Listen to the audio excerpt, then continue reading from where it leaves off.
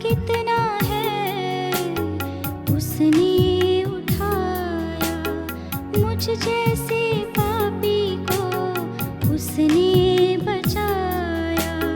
कैसा प्यार भरा देता जीवन नया, ऐसा यीशु मेरा। देखो वो देखो कोई क्रूस से, देखो वो देखो कोई क्रूस से हम सबको बुला रहा है। लटका है मसीहा क्रूस पर, लटका है मसीहा क्रूस पर, खून अपना बहा रहा है।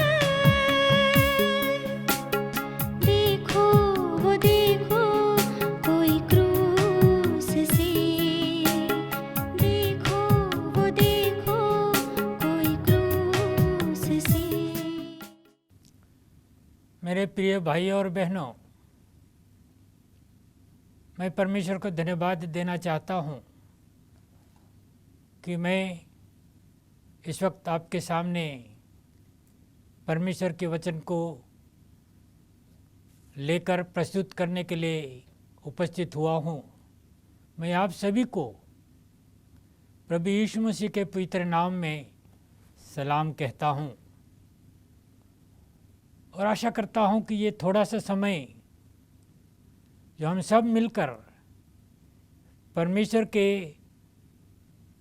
वचन पर चिंतन करने में व्यतीत करेंगे, ये आपके लिए और मेरे लिए भी आशीष का कारण होगा। परमेश्वर ने अपने पुत्र यीशु मसीह को इस संसार में उन तमाम लोगों के लिए जो दासत्व के जुए में जूते हुए थे, दबे हुए थे, उनसे छुड़ाने के लिए उन्हें संसार में भेज दिया। मेरे आज के प्रवचन का शीर्षक है मसीही स्वतंत्रता मसीह यीशु में। मसीही स्वतंत्रता मसीह यीशु में।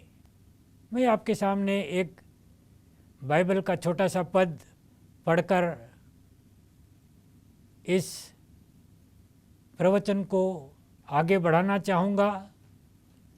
पौलुस ने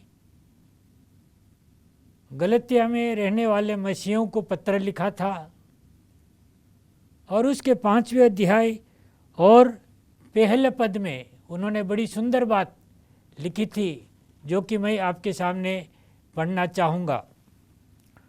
मसीह ने स्वतंत्रता के लिए हमें स्वतंत्र किया है, अतः इसी में स्थिर रहो और दासत्व के जुओं में फिर से न जुतो।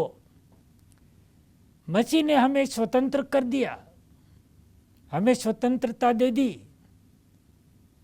और वो कहते हैं कि अब हमें दूसरी बार दासत्व के जुए में नहीं जुतना चाहिए।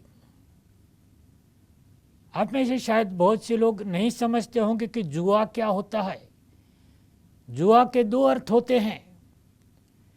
एक तो वो जो लोग पैसा लगाकर जुआ खेलते हैं, जो कि एक बहुत बुरा खेल होता है, और दूसरा एक जुआ होता है जो कि हल चलाने के समय पर 2 बैलों के गले पर रख दिया जाता है और उससे वे हल को खींचते हैं और जमीन को जोता जाता है। लेकिन तीसरा जो अनदेखा जुआ है वो है दासत्व का जुआ। कौन सी दासत्वता? पाप की दासत्वता, जो कि दिखाई नहीं देती, लेकिन वो मनुष्य के काम से, उसके व्यवहार से प्रकट होती है। बहुत से लोग इस स्वतंत्रता के बारे में बातचीत करते हुए आपने सुना होगा, मसीह स्वतंत्रता के बारे में। बहुत से लोग इसका गलत अनुवाद भी करते हैं, लेकिन बहुधा लोग बात करके ये जानना नहीं चाहते कि ये स्वतंत्रता आखिर है क्या। ये स्वतंत्रता आपको कहाँ से मिलेगी, कैसे मिलेगी। मसीह ने तो स्वतंत्रता के लिए हमें स्वतंत्र कर दिया अपना महान बलिदान देने के द्वारा से, अपने महान और पवित्र खून को बहाने के द्वारा से आपको और मुझको स्वतंत्र कर दिया। लेकिन हमारे सारे संसार को आज आप देखें, आप अपने दाहिनी तरफ उठाकर देखिए, बाईं तरफ उठाकर देखिए, आगे देखिए, पीछे देखिए, क्या आपको मनुष्यों में कहीं स्वतंत्रता दिखाई देती है? मसीह समाज को आप देख लीजिए, अपने सेवंथ डे एडवेंटिस्ट समाज को ही देख लीजिए, उसमें कहीं आपको स्वतंत्रता दिखाई देती है? परमेश्वर का वचन कहता है कि आइए हम उस पाप के दासत्व के जुए में न जुतें। रोमियो 3 अध्याय से 8वें अध्याय को जब हम पढ़ते हैं तो वहाँ पर लिखा हुआ है कि परमेश्वर ने प्रभु यीशु मसीह के माध्यम से हमें उस पाप के अपराध बोध शक्ति से स्वतंत्र कर दिया है। यानी आपके और मेरे पापों को उन्होंने धो दिया है और वो अभी नहीं है, लेकिन फिर भी मनुष्य स्वभाव उस सूअर के समान है, जिससे आप एक सुगंधित साबुन से भी नहला दीजिए, छोड़ दीजिए, तो फिर वापस उस गंदगी में ही जाकर वो लौटने लगता है। और इसलिए पौलुस विनती करता है कि आप पुनः दासत्व के जुए में न जुतें। गलतियों उसका 2 अध्याय और उसका 19 और 20 पद में आपके सामने पढ़ना चाहूँगा। यहाँ पर बहुत सुंदर बात पौलुस ने लिखी है। गलतियों उसका 2 अध्याय और उसका 19 और 20 पद।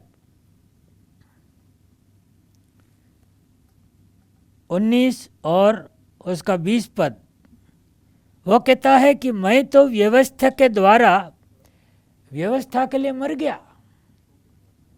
मैं व्यवस्था के द्वारा व्यवस्था के लिए मर गया और मैं अब परमेश्वर के लिए जी रहा हूं, अपने लिए नहीं जी रहा हूं, परमेश्वर के लिए जी रहा हूं। और 20वें पद में क्या कहते हैं कि क्योंकि मैं मसीह के साथ क्रूस पर चढ़ाया गया हूं, मसीह के साथ क्रूस पर चढ़ाया गया हूं और अब मैं जीवित नहीं रहा, लेकिन मसीह मेरे अंदर जीवित है, मसीह मेरे अंदर जीवित है। भाइयों और बहनों, क्या आपने अनुभव किया कि आप मसीह के साथ क्रूस पर चढ़ाए जा चुके हैं? अब आप जीवित नहीं रहे हैं, लेकिन मसीह आपके अंदर जीवित है। बहुत बड़ी बात है, हमें इसे बहुत गंभीरता से लेना चाहिए और अपने जीवन में मसीह को जीकर दिखाना चाहिए। यही एक सच्चे मसीह की गवाही है जो कि आपको और मुझको इस अंतिम दिनों में लोगों को कर कर और जी कर दिखाना होगा। जी हाँ, ये स्वतंत्रता है जो मसीह यीशु में हमें मिली है। इसमें एक बंधन है, बांधने की शक्ति है। यीशु के प्यार में और इसके पवित्र लहू के धागे में इतनी शक्ति है कि जब हम इस बात को समझ लें तो आपको और मुझको वो यीशु के साथ बांध देती है। और जब हम इस पवित्र बंधन में बंध जाते हैं और इस स्वतंत्रता का हम सही उपयोग करने लगते हैं तो हम यीशु को अपने जीवन में लोगों के सामने ऊपर उठाना शुरू कर देते हैं।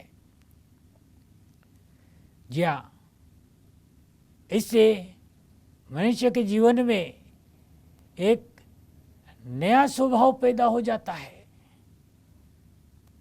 क्योंकि वो एक नई सृष्टि बन जाता है, नया प्राणी बन जाता है, नया विश्वासी बन जाता है और पुराना मनुष्यत्व जाता रहा, क्योंकि हम सब मसीह में एक नई सृष्टि है, नया बनाया हुआ जीवन है और हर नई चीज बहुत सुंदर होती है, सबों को अच्छी लगती है।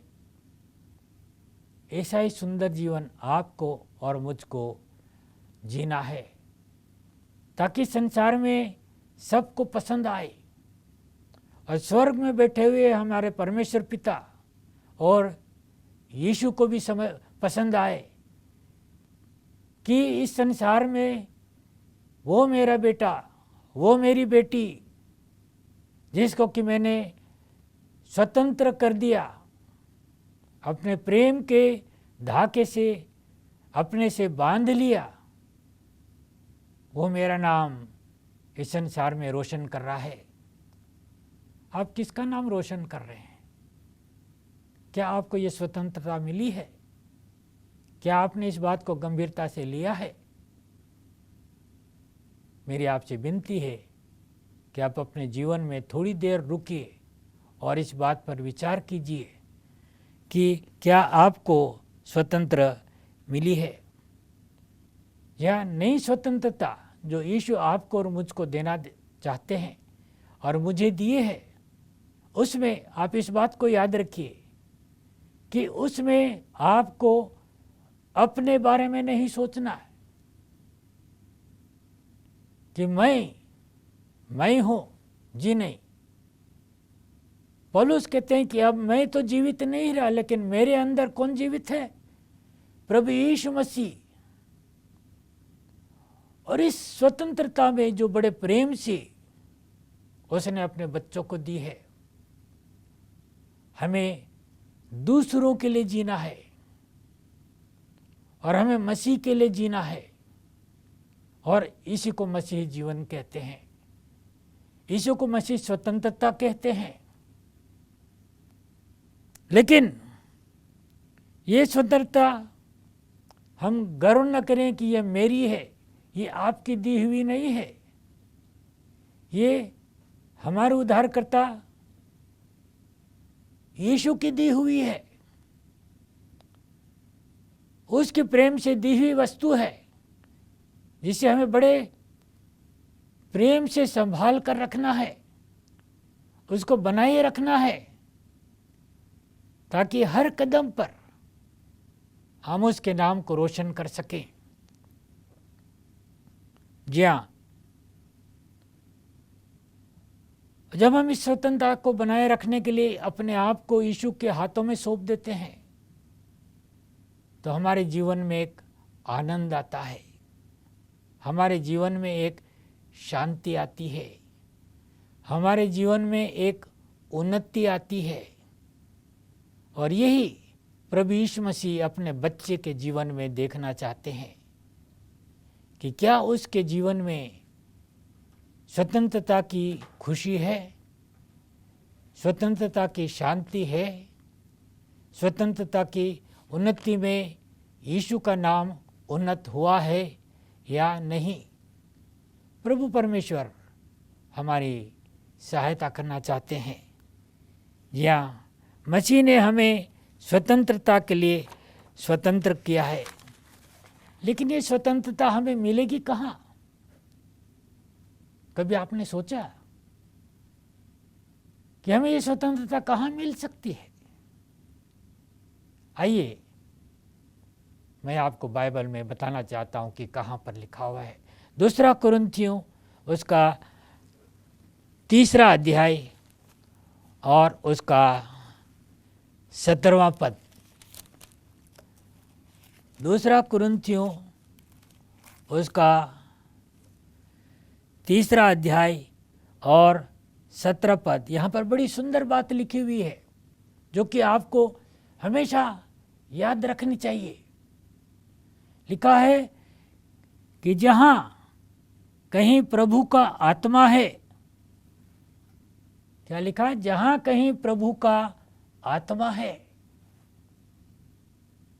वहाँ पर स्वतंत्रता है।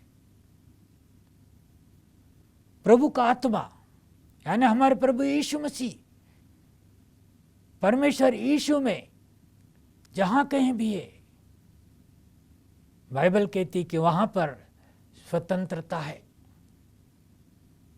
बाइबल में ये भी लिखा है कि तुम्हारा दिल परमेश्वर का मंदिर है और उसमें हमें संसार की किसी मूर्ति की स्थापना नहीं करनी है। हमें हमारे उद्धारकर्ता प्रभु परमेश्वर यीशु मसीह को स्थापित करना है, उसकी आत्मा को उसमें बनाए रखना है। और बाइबल ये कहती है कि वहीं पर स्वतंत्रता है। इसको आप हमेशा याद रखिए।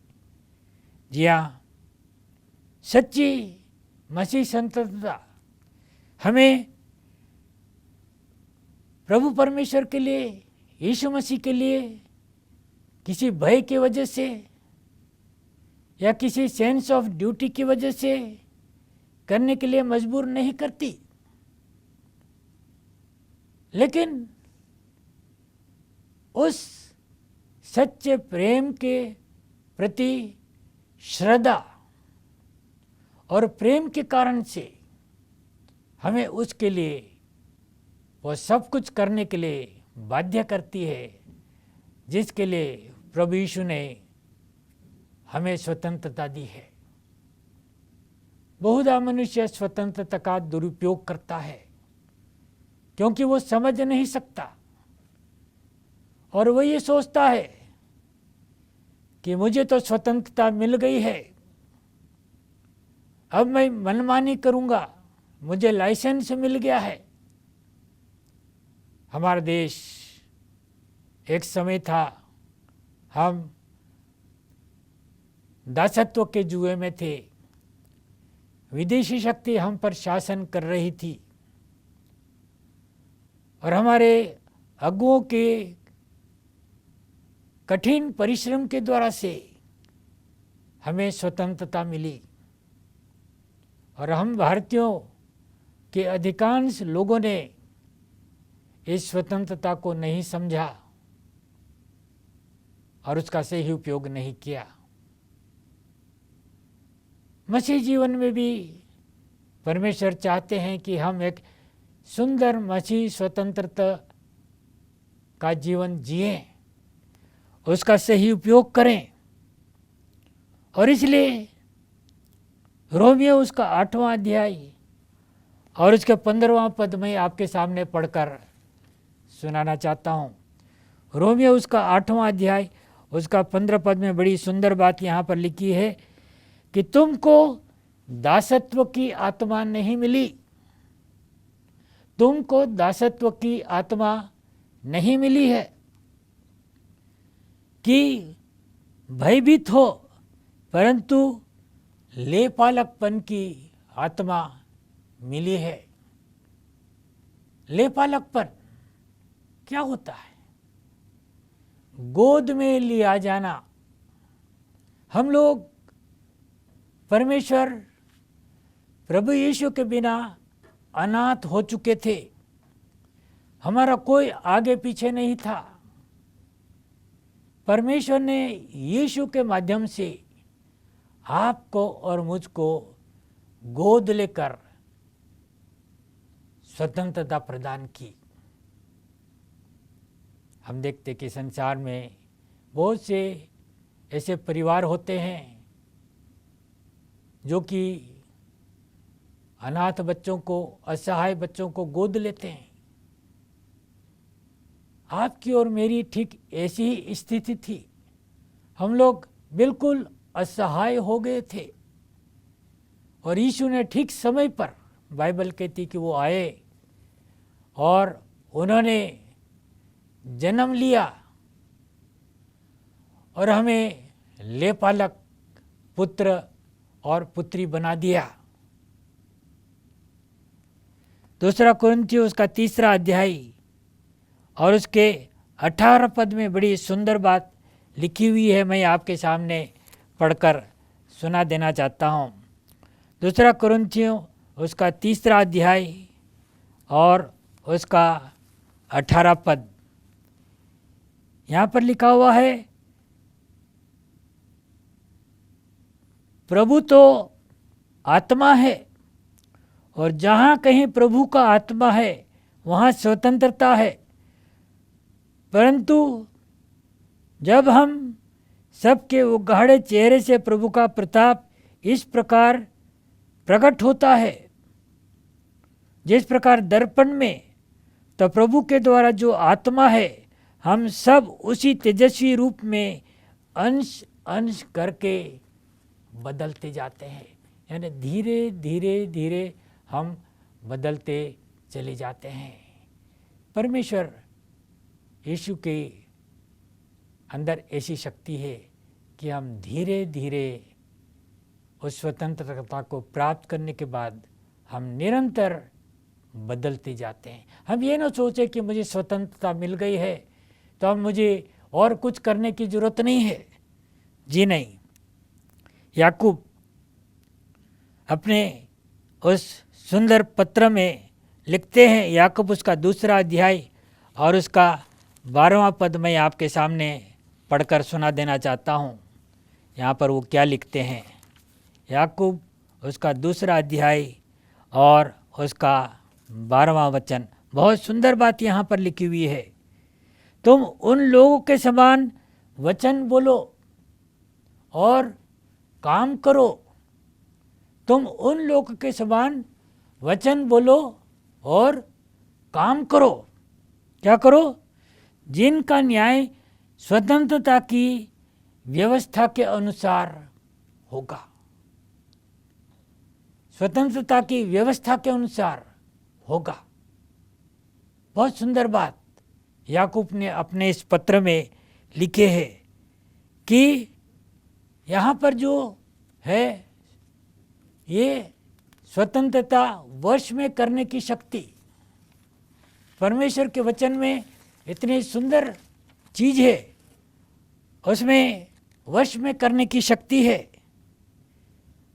हम इस संसार में रहते हैं, प्रभु ने हमें स्वतंत्रता की शक्ति दी है। हमें चुनना है, सोचना है, विचार करना है कि मैं क्या करूं। इस स्वतंत्रता में 3 बातें हमें हमेशा याद रखनी है